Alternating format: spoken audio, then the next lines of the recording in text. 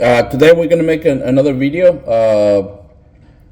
We do ADAS calibrations, but sometimes it's not just calibration that we need to perform. This vehicle came in with some codes for communication on the front radar sensor. So we diagnosed this vehicle. We found some problems with the wiring harness, and the purpose of this video is to show you what you have to test on this system in order to determine if the problem is the sensor or if it's the vehicle, or otherwise the harness. Okay, so the vehicle that we're working on is this 2018 Toyota RAV4.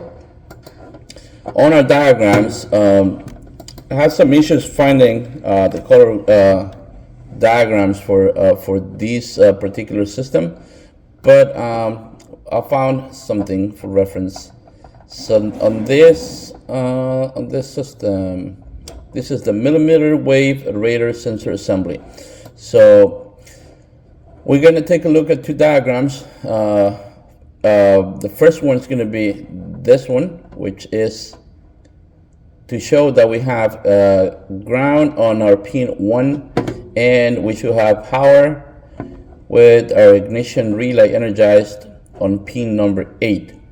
The other 4 pins, which will be 2, 3, 5, and 6, are for our communication lines. This is the harness that we found. I mean, someone attempted to repair already. This is the connector that belongs to this vehicle, and we're going to try to identify those wires. So pin number 1, it's brown, 2 is green, and 3 is black. So that'll be 1, 2, 3. We don't have 4. That makes this wire right here at the bottom. That makes this number 5. So it'll be 5, 6. 7 we're missing, and number 8. Let me take a look at same connector but on the other side. So we have 1, 2, 3, 4 at the bottom, and then 5, 6, 7 is missing, 8 is our power. So on this wire you should have power. On this wire you should have ground. Remember that we test with the loaded circuit all the time. If you don't know what a loaded circuit is, watch the other videos that we have on how to test an electrical circuit while it's loaded. So these are going to be our, this is where we're going to check for power and for ground. Alright, so that's going to be for this and this. Now for these other 4 wires, we're going to go take a look at a different diagram, and for that we're going to check our information bus system, which is going to be this right here. This is not a hybrid, so we're going to go with this guy right here. So we usually don't talk about these systems. There's so I'm going to make the comment on this. Most ADAS systems have a dedicated CAN communication network, and that's only for the ADAS system in particular. That network doesn't go anywhere else. So I'm gonna tell you where it goes from here and how to identify it. So this is my millimeter wave radar, this one right here. As we can see, we have CA2L and CA2 high. So these two are companions, right? This is my CAN2 low, and this is high. Okay, so on this one and this one, they both go and connect to the network, right? So as you can see, it splices into all of these other wires. So this is one network, and there is another one that is dedicated only for ADAS. Okay, if we follow these wires, we'll see that they splice into these other 4 wires right here, which will be all of this. So these two go into these other 4. So the other 4, 2 of them go to the driving support ECU assembly, and the other 2 go to my camera. Okay, so this is the camera on the windshield, and we have a module that controls them, and we have 2 sensors, a camera and a distance sensor. Okay, so we're going to use our scope to read the signatures on those wires, in case you ever need to identify or make this kind of diagnosis. You know what we're dealing with. So we have our scope, oscilloscope, channel 1 and channel 2. We're gonna set them up.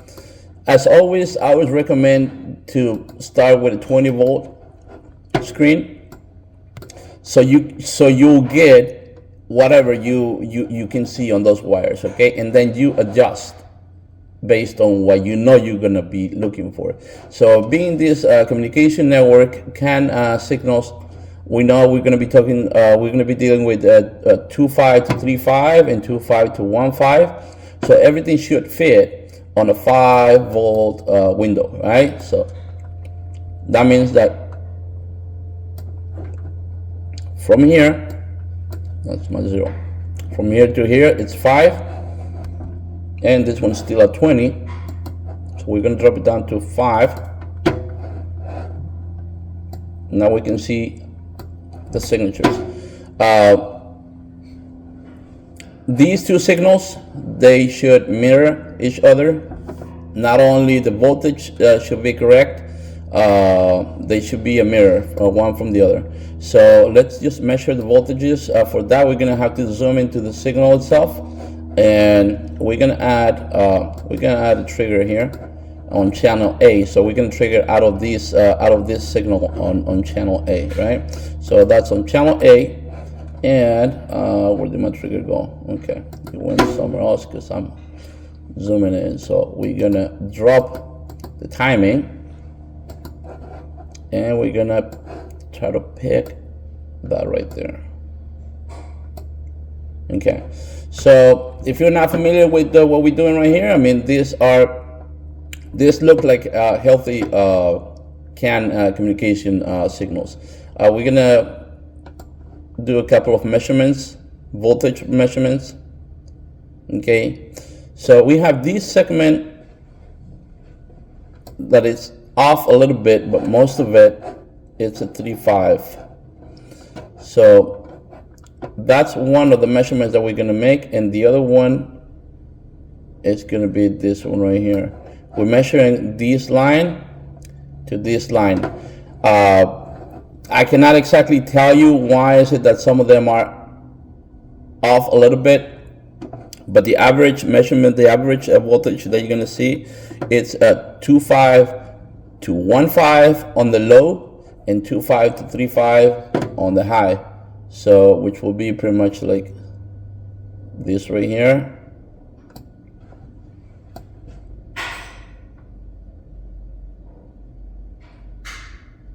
And that right there. So let me run this a little bit longer. So the segments should look like that. They should mirror each other. Like whenever you see this one dropping, the other one should go high. Let me zoom in a little bit in here so you can see what I'm talking about. And let me get rid of my rulers. So if you see, when this one drops, when this one goes down, this one goes high. And when this one goes high, the other one, when this one goes down, the other one goes high. So it's basically just a mirror. So these, like I said, they look like healthy signatures.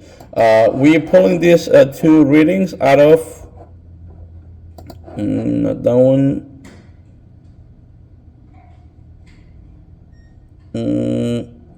What are we reading? Wires, what, 5 and 6? Yeah, yes. 5 and 6 or 2 and 3? 5 and 6. 5 and 6. So 5 and 6 is going to be this one and this one. So basically we have channel 1 connected to one of them and channel 2 connected to the other one. and then our grounds are connected to chassis ground. So that's the first test that you're going to do. This is to determine if your CAN signals are working properly. We're going to do 2 more tests, actually 3. We're going to check for power, ground on pin number 1, and pins number 2 and 3 for the other communication line. Can you put the scope on the other one? The other communication line? Yeah, on 2 and 3. So we're gonna get this running, and we're gonna wait for Alex to change our scope to a different network. You got it? Yeah. All right. So this moved a little bit, so we're not triggering out of this trigger anymore. So we're just gonna move the trigger. As you can see now, this one, my channel 1, it's on my low side. Okay, we're gonna pause this thing, like that, and we're gonna measure it again. Remember, this looks like this looks completely different than the other one. This one looks like it should look, if I want to say. So again, we have our 2.5, which will be this one. Take a look at that. All right. So this value belongs to this line. Okay. So that's our 2.5. Now this one, this value right here belongs to the other line, which is right there. About 2.5 to around 1.5. Okay. We have a delta of 1.13. So these lines, if you were to determine which one's high, which one's low, we'll know that this is our low, our CAN low. I mean, sometimes on the diagrams we see this identified as plus and minus, and some people think that one of them is CAN positive and the other one's CAN negative. When both of them are positive, it's only that one of them rises on the on the signal and the other one drops. So just remember this: when you're reading your CAN signals, both of them start at 2.5. One of them goes up 1 volt to 3.5, and the other one drops 1 volt to 1.5. So so this makes this our CAN low, and this again, the base is a 2.5, and it goes up to 3.5, almost 3.6. So those are the signatures for the CAN. Forgot to mention this vehicle. Well, I said that it came with it came in with the fault code for communication.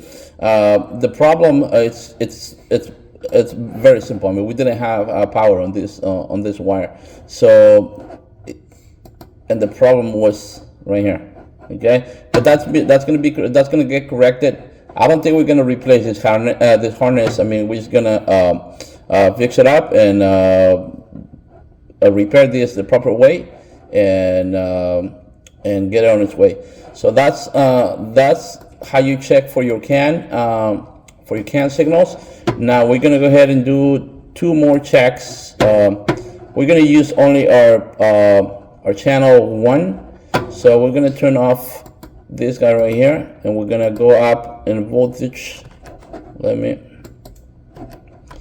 So we're gonna go up to 20 volts because the readings that we're gonna be measuring are gonna be something around 12 volts. Okay, we're gonna get rid of these rules. Can you check, Alex, for power and ground? Check on back probe, the brown one. For the ground, first, for the brown one's gonna be the ground.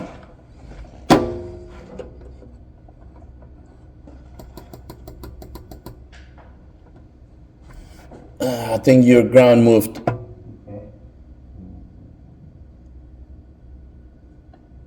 Okay, that's good. So check.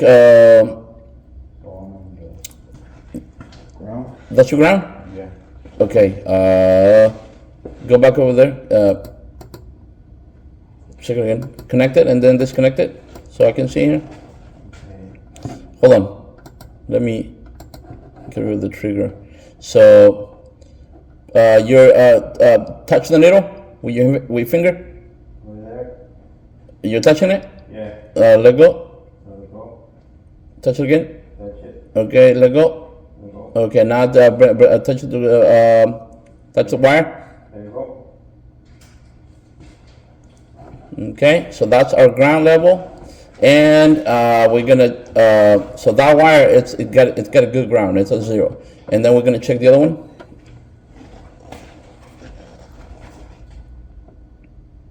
And the other one should be something close to battery voltage, which is what we have. There you go. So this one is 11.30 something. So we can have like a low voltage battery in there, but it's still good enough for this particular test. So making that video because we do calibrations, but sometimes cars can come in with warnings in reference to the ADAS systems. And it's not just it's not always just a calibration that needs to be carried on. I mean, sometimes a module needs to be replaced or needs to be programmed, or a harness needs to be repaired, like it's the case for this vehicle. So I'm gonna end the video right there. Hope you liked it. Remember, those are the things that you got to check on your harness. We're gonna see those connectors again, just for reference. And this belongs to the front distance sensor in the front of the vehicle. Okay, so that's it for now. Hope to see you on the next one. Remember, we've been posting electrical repair videos, and if you want to see more, just check back in the future. Subscribe to the channel if you get a chance, and share the video. We'll see you on the next one.